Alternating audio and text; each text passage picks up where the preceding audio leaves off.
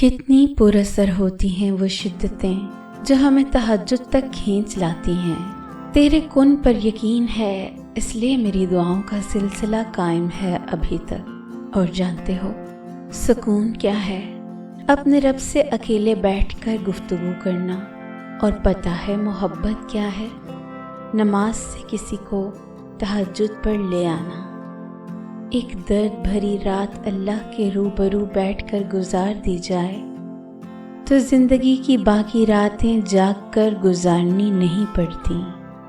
جب تمہیں کوئی امید نظر نہیں آتی تو وہ تمہیں تہجد کی لگن لگا دیتا ہے اور ایک نئی امید جگا دیتا ہے۔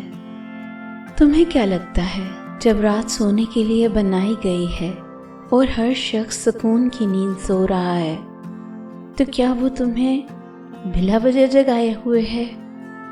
نہیں، یہ تڑپ اللہ نے پیدا کی ہے۔ ہر چیز نصیب کا حصہ ہے، پھر چاہے غم ہو یا خوشی۔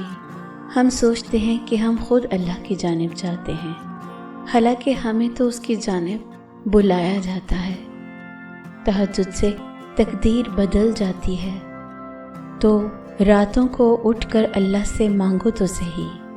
وہ کہانی تہجد تک پہنچ جاتی ہے، پھر وہ کبھی ادھوری نہیں رہتی۔ چاہت سے نصیب تک کا جو فاصلہ ہے وہ بس دعا کا ہے۔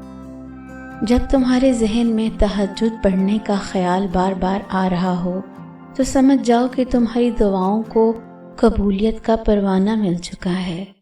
تمہاری دعائیں قبولیت کا درجہ پا چکی ہیں۔